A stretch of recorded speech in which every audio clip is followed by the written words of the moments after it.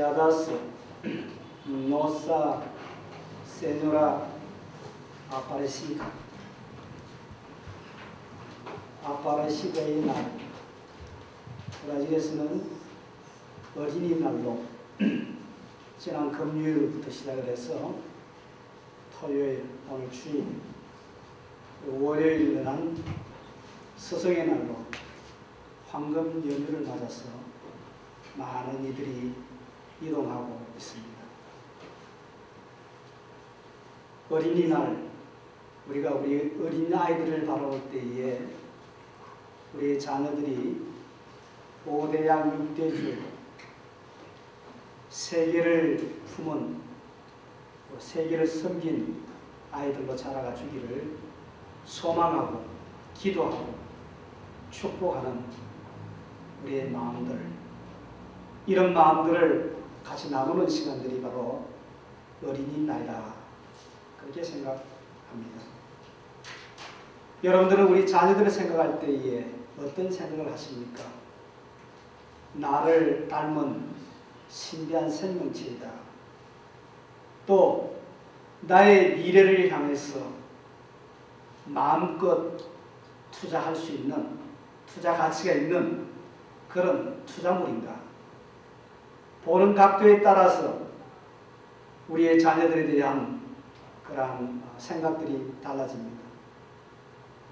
어떤 때는 후박하다가 또 어떤 때는 우상처럼 떠받치는 우리의 모습들,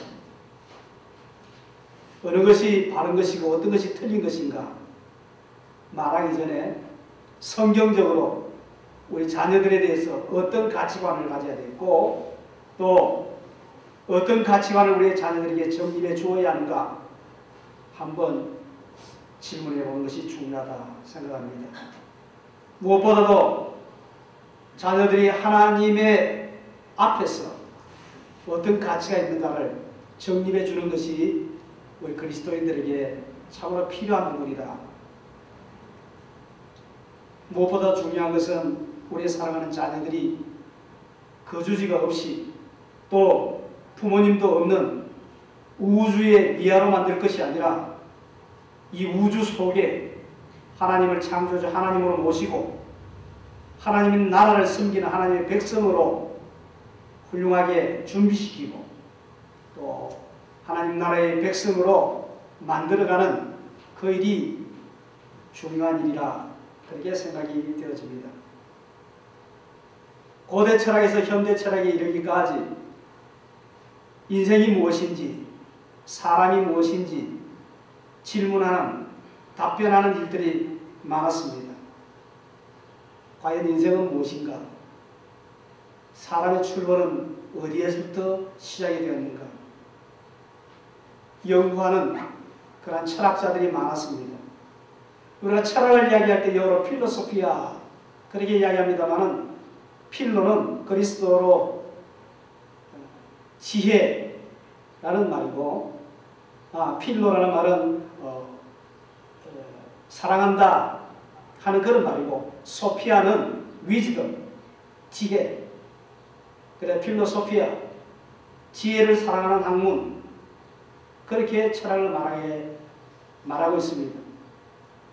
성경에서 철학가인 솔로몬은 지식의 근본이 바로 여호와를 경외하는 것이라고 간단하게 설명해 주고 있습니다. 참 지혜는 하나님 앞에 있는 나 자신, 하나님 앞에서 내가 어떤 존재인가 그것을 바로 아는 것이 참된 지혜요 참된 지식의 출발입니다. 그래서 하나님 앞에서 내 인생에 대한 질문을 묻고 하나님 앞에서 사람에 대한 이야기를 묻는 것은 당연한 일이고 거기서 바른 답변이 나올 수밖에 없습니다. 인생을 살아가는 유형 가운데 몇 가지 유형이 있습니다. 맹목적인 인생이 있습니다. 마치 풀과 꽃과 같이 그냥 있는 대로 살아가는 인생, 의미 없이 살아가는 인생입니다.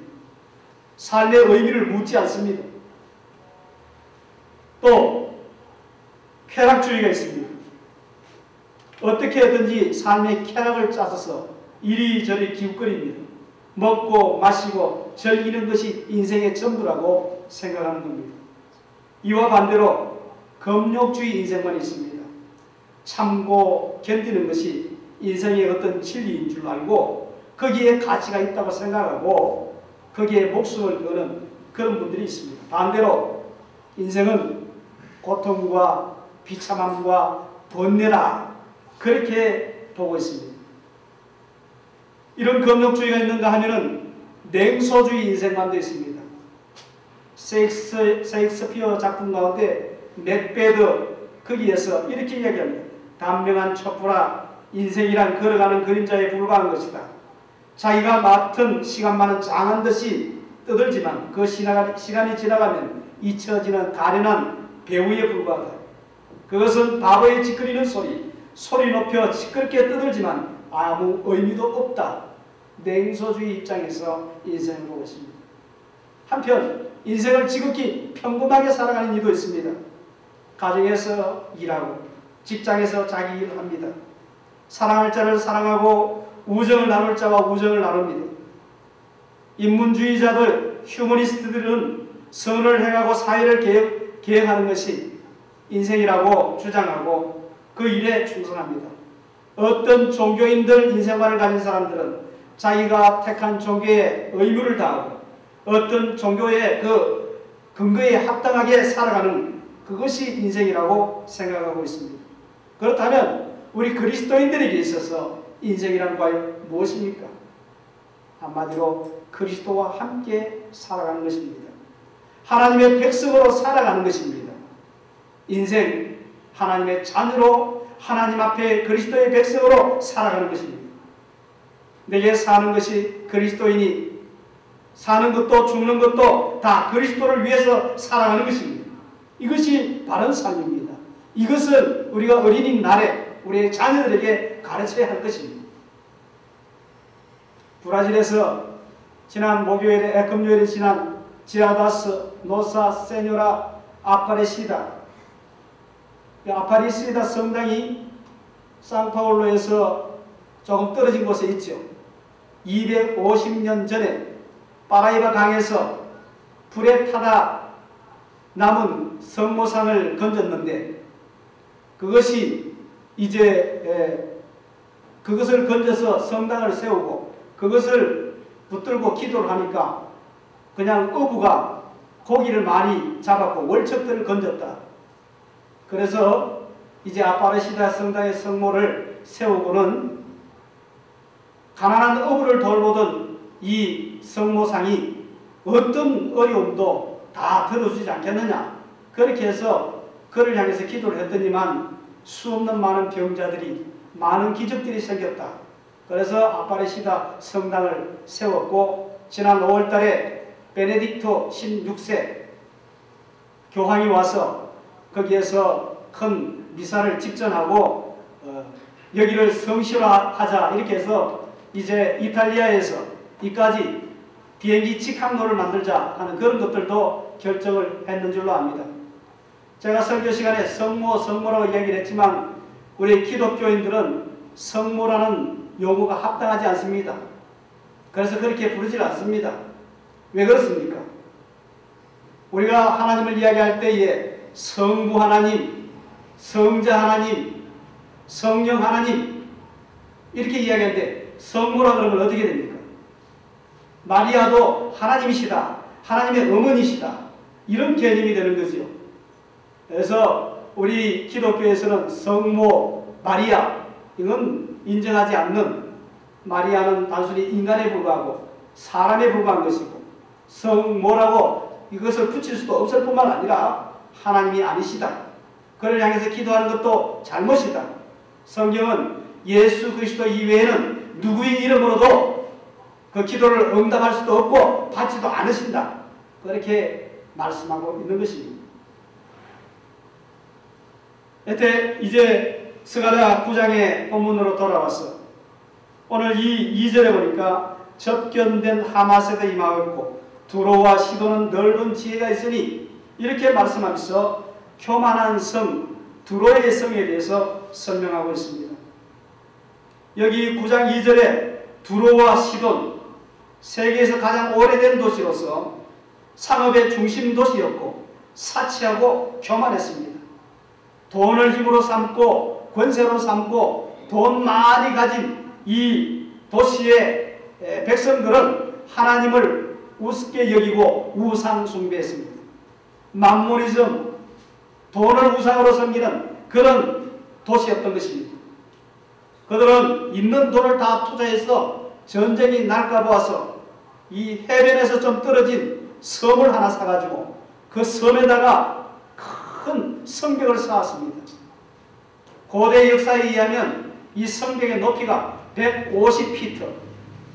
제가 안 가봤으니까 또 알 수도 없고 세계에서 그 흔적이 사라졌기 때문에 확인할 바는 없습니다만 150피트 같으면 높이가 45.78m 정도, 45.72m 정도.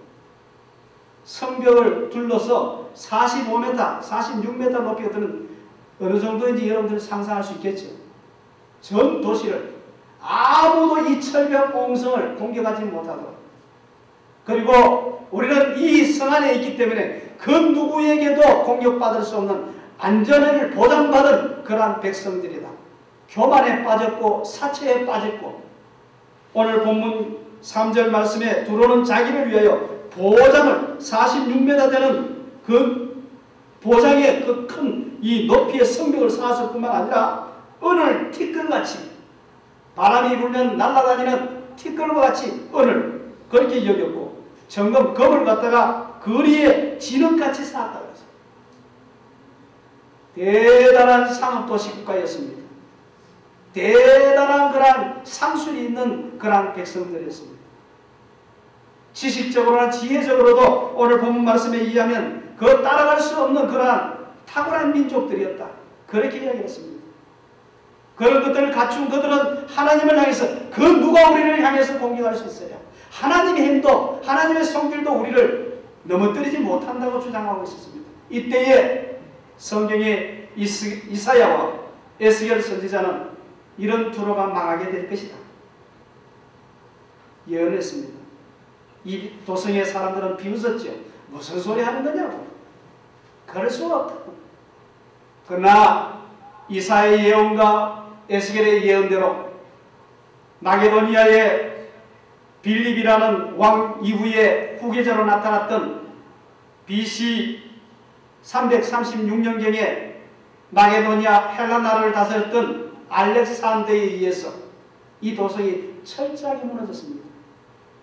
섬과 섬 사이에, 섬과 해변 사이에 그 먼 거리를 어떻게 공격할 수 있을까? 무려 7개월에 걸쳐서 이 도시를 공격을 했는데 알렉산더는 옆에 있는 폐허된 도시, 성을 다 무너뜨려서 거기 있는 모든 건축 자재를 바닷가에 깔았습니다. 메꾸었습니다. 계속 메꾸어가지고 거기에 들어가는 육로를 만들고 마침내 7개월 후에 알렉산더 대왕, 젊은 알렉산더 대왕이 그 두로성을 향해서 공격을 했습니다. 그때 잡혀간 그런 숫자가 10,000명이 살해되었고 300명이 노예로 끌려갔다.